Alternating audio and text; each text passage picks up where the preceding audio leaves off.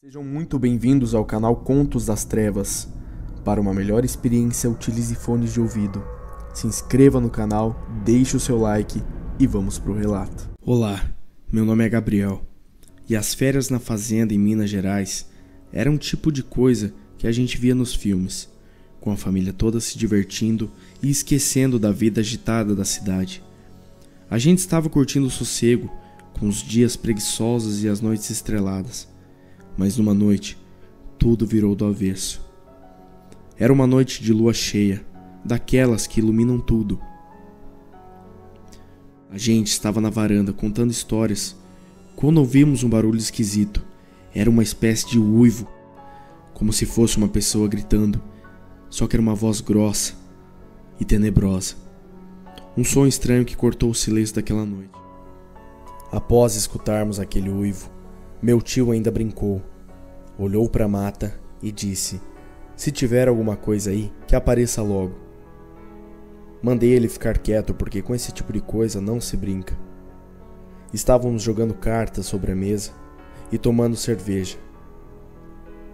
Era na varanda da casa do sítio. Era um pouco elevada do chão e tinha uma cerca em volta, como se fosse uma área de lazer. A porta para entrar na casa ficava bem em frente. Foi quando pela segunda vez escutamos aquele uivo, só que agora muito mais perto. Foi quando que toda a risada do lugar se acalmou. Olhamos uns para os outros e pensamos: isso não é humano. Foi quando eu disse: vamos sair daqui. Meu tio, rindo, disse que era alguém brincando no meio do mato. Eu, já de saco cheio de tudo aquilo e com um pouco de medo, resolvi levantar e sair dali. Eles começaram a rir de mim, porque eu estava com medo, quando de repente aquilo apareceu. Quando a gente foi ver, aquela criatura emergiu da escuridão da mata. Era um lobisomem, do jeito que a gente só ouve falar em lendas. Pernas tortas, pelos negros e um cheiro que dava um nó no estômago. Um fedor de coisa morta. Aquela criatura veio para cima da casa, como num flash, correndo muito rápido. Aquela criatura, apenas com um salto, pulou sobre o telhado e começou a destelhar tudo. Começou a arrancar pedaço por pedaço da casa. Correu para as laterais, mordeu, arranhou a casa inteira, na tentativa de entrar. Aquele seria o nosso fim. Eu virei e gritei para o meu tio: vai brincar com coisa séria? Agora vamos morrer. Ele estava em choque, e agora acreditando no sobrenatural. Eu também era uma pessoa muito cética. Não poderia acreditar naquilo que meus olhos estavam vendo. Aquela criatura tinha uns 2,5 metros e estava prestes a entrar na casa. A família toda entrou em desespero, e a gente podia sentir aquele desespero no ar. Um dos meus tios, que estavam passando as férias na fazenda, tinha uma espingarda guardada, sabe-se lá por quê. Deu um tiro na direção daquela criatura. O estrondo ecoou na noite, e aquela criatura uivou alto, como se tivesse sido acertada em cheio. Gritou de dor, e correu para a escuridão da mata, e a noite ficou mais silenciosa. Mas a calma foi só temporária. A manhã do outro dia chegou com aquele ar pesado de mistério. O sol revelou as marcas da noite anterior. Garras por todo lugar da casa, arranhões e mordidas nas madeiras.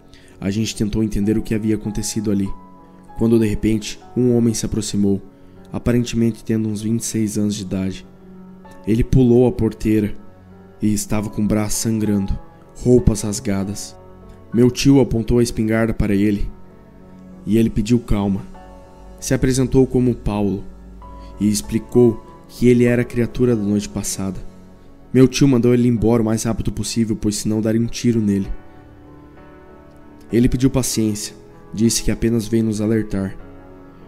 Paulo contou que aquela fera era tomada por um instinto de matar, algo que ele não conseguia controlar. Pediu desculpas, mas o olhar dele já dizia mais que 1000 palavras. Meu tio abaixou a espingarda, pois viu que ele apenas queria nos alertar. Ele estava sério e carregava um peso enorme nas costas. Ele era pálido e havia um olhar de cansado no rosto. E ele disse: vocês têm que sair daqui o mais rápido possível. Eu não quero machucar mais ninguém. Quando estou virado naquela fera, tenho apenas 10% de consciência. E no outro dia, após todos os meus ossos voltarem para seus lugares, recupero a lembrança de tudo que eu fiz virado naquela fera. Por isso vim alertar vocês. Vocês precisam ir embora agora. Essa noite, a besta vai voltar. E dessa vez ela vai conseguir entrar. Não tentem lutar com ela com armas e balas normais. Esse tiro que me acertaram apenas danificou meu braço. Mas daqui a pouco já estarei curado dele. Armas comuns não vão me afetar. E vocês irão morrer. Vocês precisam ir embora agora, antes que seja tarde demais. Eu não acreditei no que estava escutando. O que tinha sido uma fazenda feliz virou um campo de dúvidas e medo. A família toda se apressou para fazer as malas, e enquanto partíamos, pisando fundo no acelerador, podíamos sentir os olhos de Paulo nos acompanhando, com uma tristeza profunda. Enfim, voltamos para a cidade, mas a sombra daquela noite nos seguiu. A fazenda, que era sinônimo de descanso, virou um lugar assombrado. A história daquele lobisomem ficou conosco. Era um mistério que a gente não conseguia desvendar. Um enigma que nos lembraria que sempre por trás de umas férias tranquilas no meio do interior, sempre pode se esconder algo que vai além da nossa compreensão. Depois daquela noite que virou nossas férias de cabeça para baixo, a vida na cidade parecia estranha. A fazenda em Minas, que antes era o nosso refúgio, tornou-se uma lembrança assombrada. Uma história que nos acompanhava como uma sombra constante. A vida parecia ser repleta de mistérios. Nos dias que se seguiram, tentamos entender o que realmente aconteceu. Ficamos sabendo que na região, antigamente, já havia suas próprias lendas e histórias, que de alguma forma se misturavam com a noite do lobisomem. A cidade já falava sobre Paulo, o homem que em certas noites virava fera. As noites eram as piores, mesmo na cidade grande. A lembrança do uivo daquela criatura ecoava em meus sonhos. Consegui engolir a ideia de que algo sobrenatural podia rondar até mesmo os lugares mais pacíficos. Um dia, enquanto eu estava na mercearia da cidade, encontrei Dona Ana, uma senhora de cabelos brancos que parecia saber mais do que dizia quando o assunto era lobisomem. Ela suspirou como quem tivesse uma história para compartilhar. Segundo ela, aquelas terras tinham uma conexão especial com o sobrenatural.